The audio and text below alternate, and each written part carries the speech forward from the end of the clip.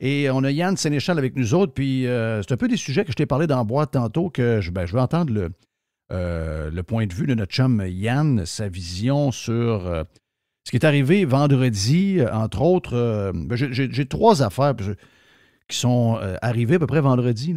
Là. SVB Financial, OK? Ça, c'est la 16e banque d'importance aux États-Unis. Elle est considérée comme une grande banque. Et cette banque-là, comme il peut arriver à bien des banques, est arrivé à une rumeur comme de quoi que ça commençait à shaker un peu. Et des gros joueurs, quand ont entendu la rumeur, ont décidé d'enlever leur cash. Entre autres, je vais prendre l'exemple de Roku. OK?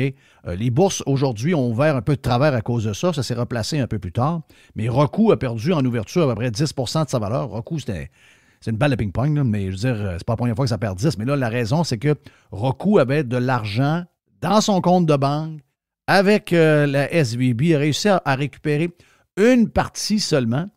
Et là, on se demandait tout le week-end, écoutez, qui sont touchés par ça? Mais c'est surtout la confiance envers le système financier, la confiance envers les banques, un point où le monsieur qui fait des pocs brunes dans ses shorts, un peu endormi, s'est réveillé ce matin, puis il a dit, là, il faut que je parle au monde, il faut que je les rassure, puis je leur dise que le système financier est solide, puis on est en contrôle. Le Canada a également une division canadienne de SVB. Le gouvernement est arrivé tout de suite pour bailer out donc, finalement, les banques n'ont pas beaucoup de stress si jamais elles se comportent mal. Puis des banques, probablement que si tout le monde décide d'aller chercher leur argent en même temps, des banques qui sont dans la merde, d'après moi, c'est la majorité des banques. Qu'est-ce que ça te dit, cette histoire-là? Puis qu'est-ce que ça a peut-être... est-ce qu'il y a un lien avec ce qui se passe en économie en arrière, donc les taux qui augmentent, puis toute la patente? Y a-t-il quelque chose de plus gros qu'on ne voit pas avec l'histoire de SVB Financial? Écoute, il y a tellement de choses à dire là-dessus, puis je vais faire le tour avec toi, là, vraiment point par point. Première des choses, c'est normal de voir les politiciens sortir pour sécuriser les gens. Parce que tu disais la majorité des banques seraient dans le trouble si on va tous chercher notre argent. C'est pas la majorité, c'est 100% des banques. 100% sont dans le trouble si on va tous chercher notre argent. Le réseau bancaire est construit de même. Puis, je vais vous l'expliquer un peu. On va revenir vraiment longtemps dans le temps, mais les premières banques au monde qui existaient, là, c'était dans le temps qu'on avait des écus d'or, des choses comme ça. Là. Vous alliez porter votre or à la banque. Puis ils mettaient ça dans leur coffre, eux autres. Oui. Puis ils donnaient une note en échange. Puis ce qui faisait en sorte que tu pouvais, en tout temps, retourner à la banque puis aller chercher ton or, peu importe où est-ce que tu allais. Tu sais, c'était quand même assez efficace. Fait que ça te permettait, au lieu de transporter de l'or sur toi, ça te permettait de transporter du papier. Fait que c'est ça l'origine des banques, autrement dit. À un moment donné, on s'est comme rendu compte, on disait, ouais, on a tout cet or-là dans les coffres, mais les gens ne viennent jamais la chercher. Elle est tout le temps là. Les gens, ils échangent leur papier entre eux, mais ils ne viennent jamais chercher l'or. Est-ce qu'on pourrait commencer à prêter temporairement cet argent-là à d'autres personnes? C'est là que le principe des prêts est arrivé. Puis à un moment donné, ils se sont comme rendus compte, écoute, moi j'ai l'équivalent de 1 million de dollars dans mes coffres. Les gens ne viennent tellement pas chercher leur argent jamais. Je pourrais prêter plus qu'1 million de dollars. Je pourrais peut-être en prêter 5, en prêter 8, en prêter 10. C'est à peu près ça qui se passe au niveau bancaire. C'est que les gens déposent de l'argent, puis pour chaque dollar qui est déposé, ils vont en prêter plus. Ils vont en prêter des fois jusqu'à 10 dollars éventuellement. Puis c'est de même que les banques font leur profit. Parce qu'ils vont donner un intérêt au dépôt, un genre de 5 présentement pour des dépôts qui sont là pour 1 an. De l'autre côté, ils vont prêter ça à du 6, à du 7, à du 8 Là, tu es là, tu te dis, ouais, crime, oui, c'est un profit, mais ça me semble que ce n'est pas un gros profit pour payer tout le marketing, les succursales, le staff, toutes ces affaires-là. Ouais, mais t'as peu. Si tu as déposé une pièce, il ne prête pas une pièce, il en prête 10. Fait que tu comprends que si tout le monde va chercher son argent en même temps, là, il n'y a pas d'argent. Là. Il manque d'argent dans le système. Tout le monde comprend ça. C'est de même que, en fait, les gens s'imaginent, quand on dit on imprime de l'argent, les gens s'imaginent vraiment que c'est la banque centrale qui pèse sur un piton puis l'argent apparaît. Mais c'est pas tout à fait ça. Là. C'est vraiment, on met des conditions en place qui incitent les gens à faire plus d'emprunts. Fait que c'est ces emprunts-là qui sont créés, qui créent de la nouvelle argent. Tu sais, si la banque a une pièce de dépôt puis elle prêtait 4 dollars de son côté, mais si à partir de demain matin, elle en prête 5, la pièce de plus, elle vient d'être créée out of nowhere. Oui. C'est la législation qui lui permettait de le faire. C'est capoté pareil. À la base. Ça nous montre qu'on vit dans l'artificiel pareil, hein? Oh oui, le système bancaire, ce n'est que ça, là. C'est un système entièrement construit sur la confiance. Parce que si effectivement tout le monde va chercher son argent en même temps, les coffres sont vides en dedans de. Vous avez tout récupéré à peu près 10-15% de votre argent, puis les coffres sont vides. C'est fini. Tout est capote. Fait que le système bancaire est construit de cette façon-là. Fait que c'est pour ça qu'il y a de la réglementation, c'est pour ça qu'il y a des organismes de surveillance, c'est pour ça qu'il y a des fonds qui vont venir en aide aux banques qui sont en difficulté. Là, il faut se dire aussi, il y a une game un peu, je te dirais, compétitive aux États-Unis qu'on ne connaît pas au Canada, dans le sens que les banques canadiennes, c'est un oligopole. Il y en a 6. Ils sont immenses, sont grosses. En fait, tu compares RBC, par exemple, avec une banque américaine, bien souvent, RBC est plus grosse que n'importe quelle banque américaine ou presque. Là. Les banques canadiennes sont parmi les plus grosses banques au monde. Ouais, c'est pas pour rien que, justement, la Banque de Montréal, RBC, Banque TD, maintenant, sont quasiment, même Desjardins est dans le marché américain. Donc, parce que c'est des gros joueurs, parce qu'ils sont dans un marché où il y a un genre de... c'est pas un monopole, ils sont 6, mais c'est un marché qui est contrôlé par un petit nombre, alors que le nombre de banques aux États-Unis est quasiment illimité. On n'est pas capable de les nommer, il y en a tellement, là. Exactement. Puis, on est habitué au Canada d'avoir des banques généralistes qui font à peu près tout, puis qui ont un portefeuille naturellement extrêmement diversifié, puis qui sont aussi très conservatrices. Parce que, veux pas, en étant dans un oligopole, tu ne te bats pas le couteau entre les dents pour le consommateur. Tu es capable de mesurer ton risque que tu vas prendre, puis tout ça. Fait que c'est un système qui est complètement différent du système canadien. Mais au système américain, c'est un système qui est extrêmement compétitif, ce qui fait en sorte qu'il y a une diversité au niveau bancaire qui est tout simplement incroyable. Mais cette diversité-là aussi amène les entreprises bancaires à se spécialiser. C'est exactement ça qui est arrivé avec SBV. C'est une banque, c'est la banque de la Silicon Valley. C'est une banque qui s'est spécialisée pour financer des entreprises de Silicon Valley. Et là, regarde un peu qu'est-ce qui s'est passé en bourse dans les dernières années. La dernière décennie en bourse, c'était un peu capoté au niveau des entreprises de Silicon Valley quand tu y penses. Toutes les entreprises technologiques. Oui, on a les gros joueurs qu'on connaît, là, les Tesla de ce monde et tout ça, mais il y a aussi n'importe quelle petite start-up, tu sais, les fameuses licornes ou les unicorns qui font partie de la terminologie financière aujourd'hui. Ça n'existait pas, là, les unicorns, il y a 15 ans. Là. C'est quoi une licorne? Ben, c'est une compagnie qui ne faisait pas vraiment de profit et qui valait 1 milliard en bourse. Une licorne présentement qui est bien connue, par exemple, c'est Uber. Uber n'a jamais vraiment fait d'argent, là, cette compagnie-là. À notre grand bénéfice. les rides de taxi sont moins chers grâce à eux. On se fait livrer de la bouffe à la maison avec Uber Eats. C'est magnifique, c'est une belle application, c'est fonctionnel, c'est le fun, c'est convivial. En bout de ligne, comme actionnaire d'Uber, Christy, ils font pas de profit, sacrément. Maintenant, c'est quand vous allez en faire des profits. Fait, ils ont eu une décennie où est-ce que l'argent était facile à faire. Puis ça, c'est ce qu'on connaît, mais ce que les gens connaissent moins, c'est la création de ces fameuses licornes-là, comment ça marchait? Ben là, on a telle idée de développement, tel projet qu'on va créer, on prend des brains, des gens qui ont étudié à Stanford, puis vous allez voir, ça va être capoté. On ramasse du financement. Première ronde de financement, vos actions valent toutes 10 000 $ chaque. OK, parfait. Après ça, deuxième ronde de financement, OK, vos actions valent toutes 20 000 $. Fait que là, ouais, j'ai doublé mon argent en 1 an. Christy de beau placement, tu sais. Là, troisième ronde de financement, ça vaut 50 000, puis après ça vaut 200 000, puis là, on va rentrer en bourse, puis vous allez pouvoir vous vendre vos actions, vous rembourser votre investissement initial. Puis quand tu as un marché qui est en train de créer une bulle, parce qu'il y avait une bulle technologique. Le party était pogné, comme tu veux dire. Le party était pogné, puis là, la cloche a sonné, la musique a arrêté, puis il y avait beaucoup de joueurs, puis il y avait 4 chaises. Ben oui, puis une des histoires les plus folles de ces années-là, c'est celle d'Elizabeth Holmes avec un livre qui a été fait, là, je pense que c'est Bad Blood. Elle est en cours, justement, elle a été accusée. Son entreprise, c'était Theranos. Theranos. Écoute, c'est capoté. Là. Quand tu lis... Si vous voulez voir tout ce que je viens d'expliquer là en termes un peu plus vulgarisés puis le plus vite possible dans un podcast, hein, si vous voulez vraiment voir c'est quoi la création d'une licorne, là, écoutez l'histoire de Theranos. C'est hallucinant. Et un de ses mantras, c'était « Fake it until you make it ». Tu sais, quelque chose qu'on entend beaucoup dans le monde des technologies, ça, oui. « Fake it until you make it ». non, c'est une industrie bourrée de crosseurs. Là. C'est l'enfer. C'est une des. On a beaucoup de professionnels qu'on a jugés comme étant du monde qui bilait avec des affaires qui ne travaillaient pas trop fort dessus puis qui nous inventaient des heures de billing. Là.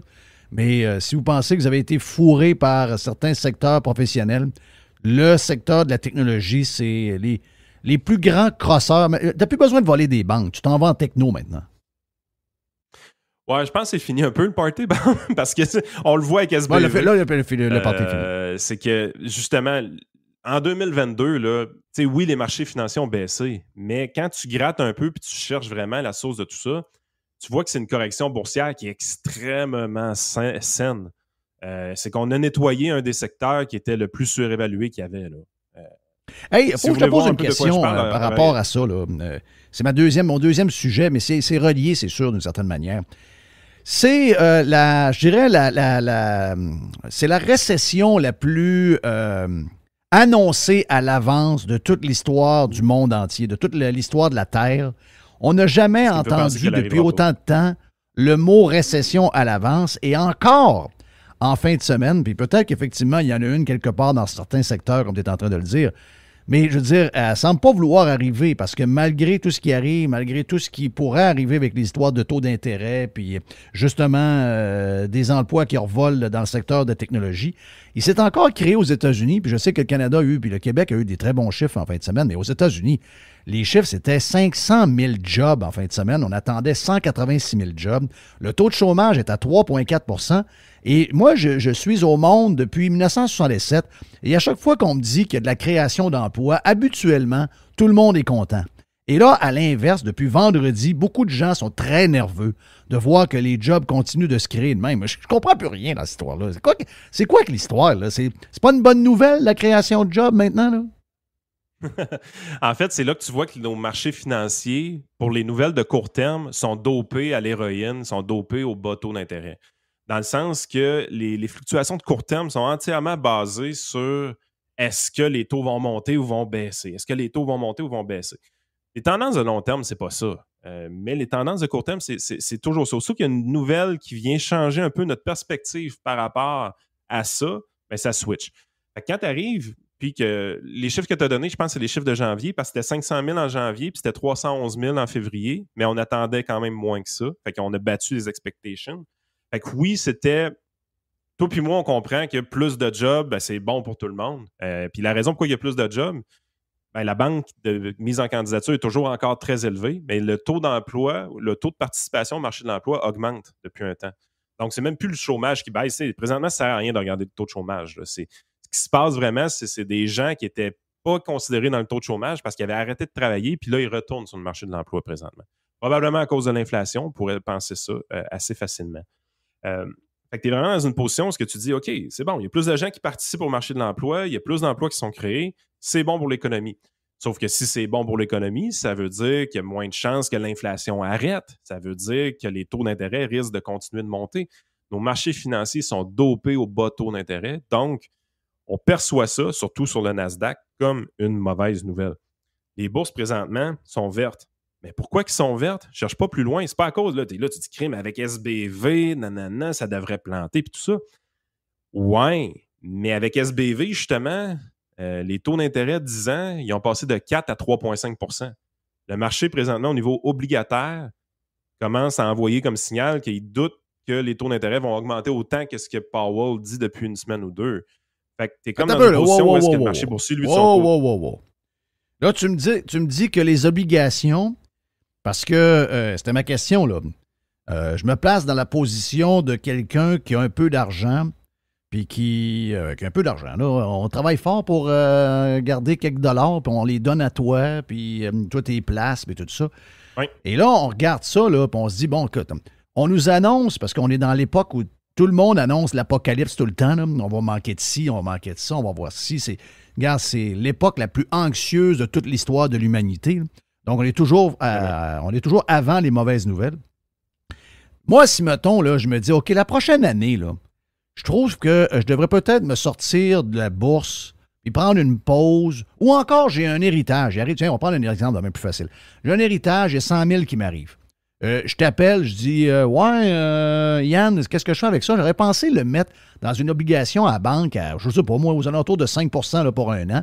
Puis on verra dans un an si le marché il prend une tendance vers la hausse ou encore il s'en va vers le bas parce qu'il y a plein de gens qui disent, ça va sur les tribunes, ils vont voir RDI, ils vont voir Radio-Canada, puis hey, là, ça va planter, puis ça va planter, puis ça va planter. Donc, vu que c'est 4,5, 4,8, peut-être même il y a du 5 il y a une couple de semaines, mets-moi donc ça dans une obligation, puis on s'en reparle dans un an. Est-ce que c'est un bon thinking? Mais là, tu es en train de me dire que même ça, c'est en train de baisser, puis que si on veut faire ce genre de move-là, bien, il faut le faire plus vite que plus tard, parce que ça va se mettre à baisser aussi. C'est ça que tu me dis? Ouais, c'est pas tout à fait ça, là, parce que moi, ce que je te parlais, c'était les obligations de 10 ans. OK. Les cours, ce que je vois, c'est que le 3 mois, 6 mois, 1 an n'a pas bougé. C'est quand tu vas plus qu'un an. Et là, justement, comme Yann dit, du 5 ans, du 10 ans, c'est là que ça bouge. Exact. Fait que ça bouge de 0,5 en bout de ligne. On ne commencera pas à caler une apocalypse. Non, je comprends. Puis en fait, on est revenu exactement au taux de v'là un mois. Parce que c'est depuis un mois à peu près que ça montait puis qu'on a atteint 4 ce taux-là. Ça, c'est un peu la game. Mais pourquoi ça bouge comme ça? Ben, c'est tout le temps... Les gens s'ajustent aux nouvelles informations puis tout ça, mais tu as raison. Si tu arrives sur... Le marché obligataire, c'est un marché qui est beaucoup plus sain. Dans le sens qu'il n'y a pas une tonne de spéculation là-dessus, contrairement au marché des actions. Fait que tu vois qu'il obéit vraiment un peu comme aux nouvelles. Le marché de l'emploi, normalement, c'est quelque chose qui devrait faire monter le taux d'intérêt. Par contre, la nouvelle comme SBV, c'est quelque chose qui le fait baisser parce que là, ils se disent, OK, peut-être que la Fed va faire plus attention parce que là, ça commence à craquer un peu. Fait que les investisseurs sont en train de gager ça. Marché boursier, c'est un peu n'importe quoi parce que lui, il est dans une position où est-ce qu'il se dit, OK, parce que les taux d'intérêt ne monteront pas, là, ça veut dire que moi, je vais avoir accès à encore plus d'héroïne, fait que je peux continuer à m'en shooter dans les veines aller-retour. Fait que là, le marché boursier monte à cause de ça, mais ça, c'est du court terme. Dans 2-3 jours, ça va être réajusté, puis on va retomber sur des tendances de long terme. Parce que en bourse, gardez une chose en tête, c'est rendu que 90% des transactions sont faites de manière, non pas électronique, mais carrément par des ordinateurs, pour des ordinateurs. C'est pas des humains qui sont derrière les transactions la plupart du temps. Fait que, c'est vraiment des intelligences artificielles qui lisent les nouvelles, qui interprètent la direction qu'ils pensent que ça va prendre, qui essayent d'aller chercher des petits gains d'arbitrage sur des gros montants d'argent. On est vraiment dans un monde où est-ce que tout réagit promptement à tout. Fait que ce qui fait que les fluctuations de court terme, c'est extrêmement dur de tirer des conclusions avec ça. Tandis que le long terme, c'est ce qui nous intéresse un peu plus. Si on revient au long terme, ben, c'est toujours pas clair que cette récession-là va arriver. Un peu pour ce que tu dis, les chiffres d'emploi qui sont super bons. Fait que, quand on entend François Trahan faire le tour des médias du Québec puis faire peur au monde, ces oiseaux de malheur-là, au Québec, on n'est pas habitué de les avoir. Dans les marchés normaux, médiatiques, il y en a dans tous les marchés, mais nous autres, c'est la première fois qu'on en a un. Je me rappelle pas, depuis que je fais ma job, d'avoir eu un oiseau de malheur comme ça qui était capable d'avoir autant d'attention médiatique. Puis, tu sais, le seul argument qu'on a, c'est que le gars, c'est un king de Wall Street. Tu sais, je veux dire, c'est un peu une joke, là, d'une certaine façon. Il y a une job qui a été faite par La Presse. J'étais vraiment surpris de retrouver cet article-là dans La Presse. Mais il y a un super bon article qui a été écrit dans La Presse pour démonter un peu la patente de Trahan. Et il fait exactement ce que Jerry a fait il y a 2 semaines avec nous autres. Non. Tu te rappelles-tu, Jerry t'a dit... Ben oui, je me rappelle. François Trahan, en 2016, nous disait qu'on était dans une forme d'apocalypse puis qu'on devrait sortir des marchés pour 2017. Oui. 2017 a été une super bonne année boursière. Grosse année boursière. Mais Jerry, un journaliste qui a fait la même job que toi. Et c'est surprenant, c'est dans La Presse. Je pense que ça mérite d'être souligné. Ça n'arrive pas souvent. Mais il y a un article de qualité l'article de la presse en finance au Québec dans La Presse. Il date de quand, l'article de La Presse? Écoute, ça fait une journée ou 2. Là. Ah ben, donc, il écoute Radio Pirate. Là. Ben oui, c'est sûr. Ça se peut. Ça se peut. C'est ça. Ça se peut, mais il a fait exactement la job que tu as faite. Donc, je fais quoi, mettons, avec mon 10 000 ou mon 100 000 que j'ai en héritage? Là? Si je t'appelle, on le met-tu dans les obligations ou on le met à bourse? C'est qu'on fait. Tu sais, moi, j'en ai là, de l'argent avec toi. Là. Je te colle dessus et je te dis-tu, hey, vendons tout à la bourse. Là, l'année qui s'en vient, là, tout le monde fait peur à tout le monde. On part une pause des marchés. Mets-moi ça à 4,8 pendant un an, puis on se reparle dans un an. As-tu des téléphones de questions de même? Ça me fait vraiment rire ta question, parce que je sais que tu as un de tes auditeurs de Radio Pirate depuis très longtemps qui va nous écouter avant mercredi. Puis j'ai pris une rencontre mercredi avec lui pour y expliquer justement tout ce que tu viens de dire là, parce que c'est sa demande. Fait qu'il est probablement en train d'écouter ce que je suis en train de dire. Puis je vais probablement y répéter des choses mercredi quand je vais l'appeler. Mais oui, j'en ai des appels par rapport à ça. Parce que, tu sais, il faut le dire aussi, les comptes de placement garantis sont extrêmement alléchants présentement. Tu sais, on est capable de signer du 5% un an garanti.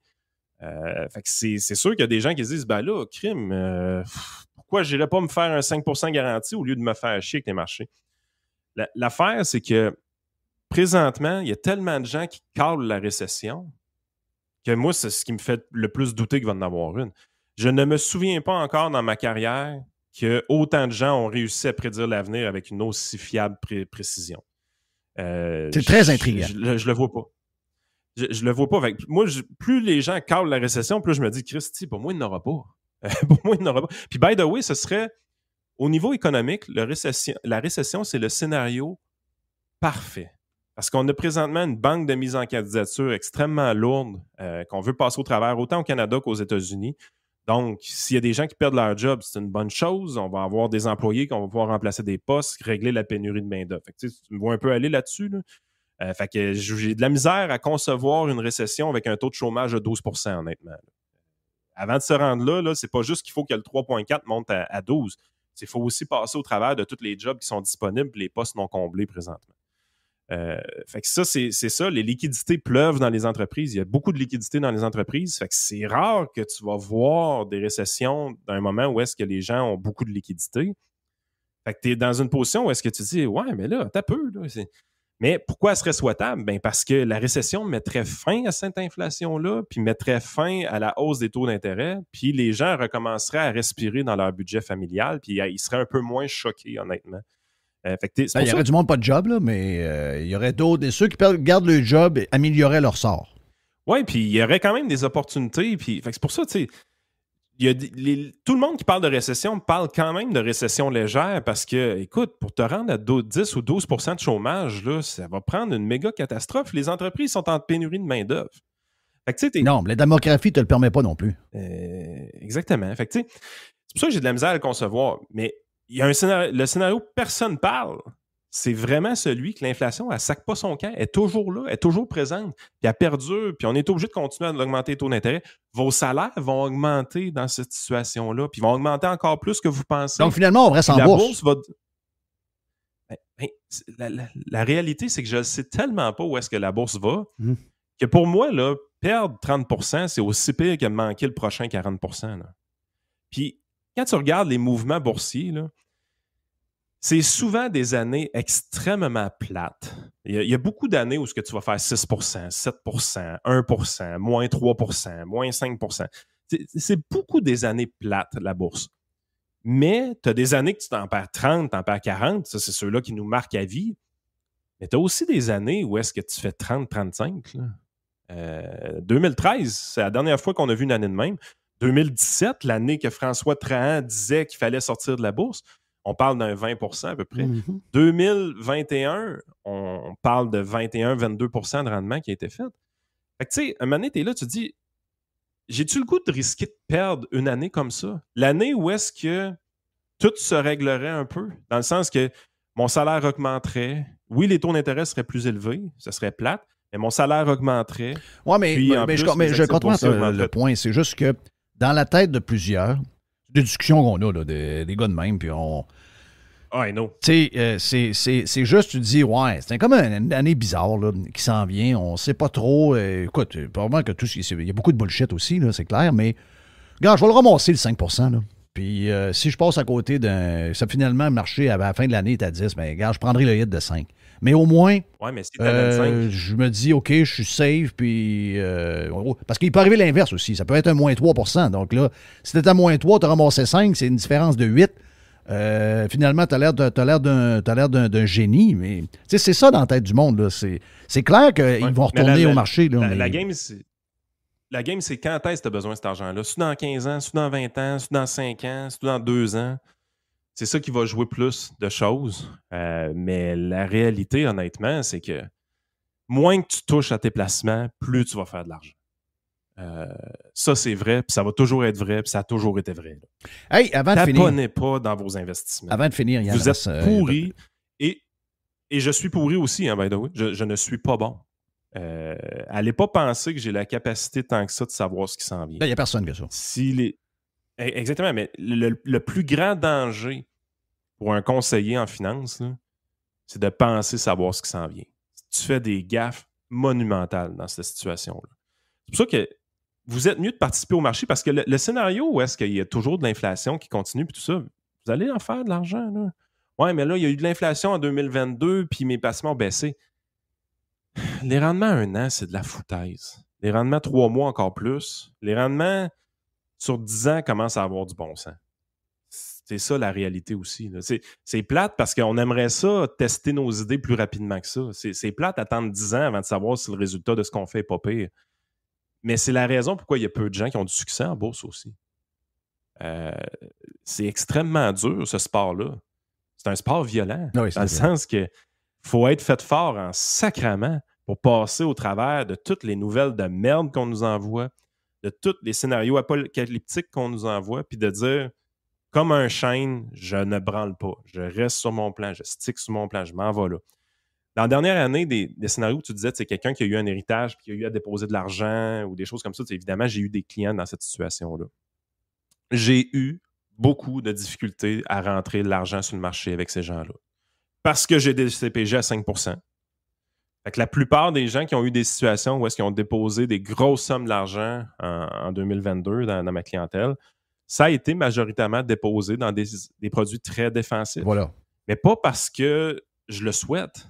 C'est principalement parce qu'ils ne sont pas prêts à vivre avec les fluctuations puis ils se contentent de ce CPG-là à 5%. Oui, mais c'est 1 an. Et ça va être vrai. Ça va être vrai jusqu'au moment où est-ce qu'on va se taper un 25% en bourse. Oui, mais c'est 1 an. Tu comprends? Ouais, mais je ne parlerai pas, j'aurais pas cette discussion-là sur un 5 ans. Mais sur 1 an, je les comprends. Sur 1 an, puis moi, tu le sais, je ne suis pas de momoune, là. Je veux dire, je suis capable de prendre un peu de risque, là, même sans problème, là, même en vieillissant. Mais je comprends l'attrait en ce moment, dans cette période où tout le monde se pose des questions, où c'est qu'on s'en va, de prendre un an, 5% assuré. Ah, mais je le comprends aussi. Puis je comprends l'aspect humain de la chose, puis l'aspect psychologique de la chose. Mais je veux dire, il n'y a pas de danger que je fasse ça avec mes propres investissements personnels. Tu sais, mettons que j'arrive puis je prends un client que j'ai depuis 2011, vraiment quand j'ai commencé dans ma carrière. OK? Puis je regarde son rendement aujourd'hui. Là, il y a un rendement moyen entre 7 et 8% à peu près. Ben, si j'enlève le 2013 de cette année-là, je tombe à 5. Là. Oui. Le 30% que j'ai fait en 2013, là, j'ai beau le répartir sur 10 ans. Là. Même j'ai dit je tombe à 5 et je tombe quasiment à 4. Là. Il me manque un 2,5-3% par année. Là. Donc c'est 2013 la bourse. C'est sûr que si tu prends 1 an, tu manques cette année-là, ben là, tu viens peut-être de manquer la grosse run qui va faire que sur 10-15 ans, c'est là que tu as fait ta passe. Les gens, présentement, ont peur de perdre 30%, mais ils n'ont pas peur de faire le prochain 40%. D'échapper le prochain 40%, plutôt, c'est ça que je veux dire. Mais c'est la même affaire. Perdre 30% aujourd'hui, c'est la même chose que pas faire le prochain 40%. Là. Hey Yann! C'est le même résultat en bout de ligne. Es-tu capable, parce que le temps passe, mais on a vraiment une bonne discussion, j'aime ça, ce genre de patente-là, puis je pense que les pirates aiment beaucoup. On parlait de... Et puis moi, je suis dans la classe de ceux qui pensent que la récession, soit elle va être évitée ou encore elle va être... J'ai des mixed emotions, là, j'ai des mixed feelings, mais je sais pas, il y a quelque chose qui fait que... Mais c'est le bon feeling. C'est la bonne chose parce que la probabilité de récession est quelque part entre 40 et 60% présentement. Donc, ton mixed feeling, là, il est juste parfait. Oui, mais j'ose croire qu'effectivement, on peut s'en tirer mieux qu'on pense. Sauf qu'il y a une affaire que je vois, c'est que peu importe qu'il y en ait ou il n'y en ait pas, c'est sûr que s'il y en a une, il va y avoir des perdants, il va y avoir des pertes de job, il va y avoir un paquet d'affaires, il va y avoir des gouvernements qui vont manquer de cash, il va y avoir une pression, il va y avoir un paquet d'affaires. Mais à l'inverse, mettons qu'il n'y en a pas et qu'on reste dans ce genre de mode pendant plusieurs années d'inflation un peu plus haute qu'on aimerait, puis le taux d'emploi est élevé. Le seul problème que je vois avec ce modèle-là, c'est du monde qui travaille, qui payent des taxes et des impôts et qui payent des affaires chères, puis finalement, pas avoir d'argent pour aller en vacances, pas avoir d'argent pour avoir le char qu'ils veulent, puis probablement être obligé de vendre la maison, s'en aller dans un plus petit. Donc, on s'en va dans une genre, même si on travaille plus fort que jamais, plus stressé que jamais, il n'y a pas de récession en tant que telle, mais on est tous plus pauvres. Est-ce que tu me saisis un peu dans mon affaire? Oui. Oui. Puis je suis 100% d'accord avec toi, puis c'est ça qui frustre énormément les gens. Puis là, c'est le bout du podcast où je passe encore pour le salaud de l'histoire, mais je m'en sac, je suis habitué. Maudit pas de cœur! Ah, je suis méchant. Mais les pirates écureuils vont être d'accord avec ce que je vais dire là, par contre. Il y a des gens qui n'avaient pas les moyens de leur style de vie. Aujourd'hui, on sait c'est qui. Malheureusement, ils ne pouvaient pas s'en rendre compte avant avec des bas taux d'intérêt. Jerry. Là, je te vois aller. Je connais mon homme. Là, quand je le vois brasser de même un peu, là, il s'avance du micro. Ah ouais, Jerry, go! Non, mais c'est ce que je voulais dire justement tantôt. Je ne voulais pas te couper la parole. Là. C'est que je pense que la récession va se vivre cachée. Ça va être une première au monde. Mur. La récession, là, ça va être. Ça ne sera pas la récession. Ça va être ma récession. La récession du voisin, la récession, c'est comme une récession cachée. Exemple, mange un peu moins de steak, mange un peu plus de ramen. Tu joues 2 games d'hockey par semaine avec tes chums, tu joues une game d'hockey par semaine avec tes chums. Fais attention un petit peu au gaz. Pas je comprends, une genre de récession. C'est toi qui vas faire la récession, mais sans être comme un gueux dans la rue en train de quémander. Ouais. C'est pas ça. Ça va être un mode de vie plus humble, justement, comme Yann vient de dire, dans le sens que ceux qui roulaient un peu plus, pas mal plus, ben là, eux autres, ils lèvent le pied. Puis ceux qui roulaient moyen, ben ils roulent encore un peu plus moyen. Donc, c'est une espèce de mini-récession, mais à l'intérieur de la famille, je peux dire. À l'intérieur du foyer. Ce que j'observe, c'est que les gens qui ont été disciplinés beaucoup dans les années 2010 jusqu'à 2020 ou 2021, les gens qui ont été très disciplinés dans ces années-là, ils n'ont jamais été récompensés. Jamais. Dans le sens qu'il y avait tout le temps l'impression que des gens qui avaient le même salaire qu'eux autres autour d'eux, vivaient une vie plus intéressante que la leur. Parce que leur discipline leur empêchait de dépenser de l'argent comme les autres faisaient. Ces gens-là, aujourd'hui, ils n'ont pas changé le rythme de vie. Mais regarde, ça existe. OK, ça existe, mais restons dans la classe moyenne, OK, la majorité du monde. Eux autres, là, ils n'ont pas probablement acheté une maison plus grosse. Ils ne roulent pas une voiture de plus qu'ils auraient dû rouler. Ils ne sont pas endettés tant que ça, mais sacrément, ils travaillent les deux. Puis là, il y en a un des deux qui est obligé de prendre un genre de chiffre de plus dans je ne sais pas trop quel job, faire du Uber, parce que sacrément, il n'y arrive pas. Mais pourtant, il ne s'est pas excité. Puis je comprends là, qu'il y a une gang qui a été trop fort sur le crédit, qui ont pris une trop grosse maison, qui ont roulé un SUV de luxe qu'ils n'auraient jamais dû avoir. Ça, il y en a plein. Mais il y a aussi du monde qui vivait humblement et qui ont un salaire il n'y a pas longtemps, là, 56 000 $, c'était de l'argent sacrement, là, il n'y a pas longtemps. Là. Mais là, 56 000, puis lui gagne 49 000, et là, ils sont rendus pauvres. Là. Chris, ils n'ont rien fait de travers tant que ça. Là. Ils n'ont pas été pas fins, ils n'ont pas fait des voyages à 10 000 $ en Europe, ils n'ont rien fait de ça. Là. Le couple que tu viens de dire, là, il gagnait 100 000 par année. Là. Il n'en dépensait pas 80, Jeff, puis il n'en dépensait pas 90. Il en dépensait 105. La moyenne des gens dépensait plus que ce qu'il gagnait. Ben, c'est normal. Si le gars de la ville il demande 2000 de plus qu'il y a 8 ans avant, l'autre au gaz, s'il nous fourre à tour de bras avec 1 litre à 1,60 alors qu'il devrait être à 1,16 comme en Alberta, l'autre nous demande des taxes. Il lit le journal à tous les jours. Il demande une taxe de plus pour sauver la planète, puis un autre de plus le lendemain matin encore. Chris, ils viennent y chercher. Ils cognent à la porte aux 5 minutes, ils iraient chercher 5 $. Mais ce que je dois dire tantôt... Le taux d'épargne était rendu quasiment à 1 ou 2 %. Là, il a remonté un peu, mais les gens n'épargnaient plus, première des choses. Fait qu'il n'y avait pas toutes les fluctuations que tu viens de dire. Là, c'était toutes des surprises qui mettaient en danger le budget familial à la base, tu as raison. Les vrais crosseurs dans l'histoire, là, c'est qu'en maintenant des taux d'intérêt artificiellement bas pendant aussi longtemps, mais vraiment, vraiment longtemps. C'est des décennies de bas taux d'intérêt qu'on a vécu. Oui. Ça a changé les comportements des gens.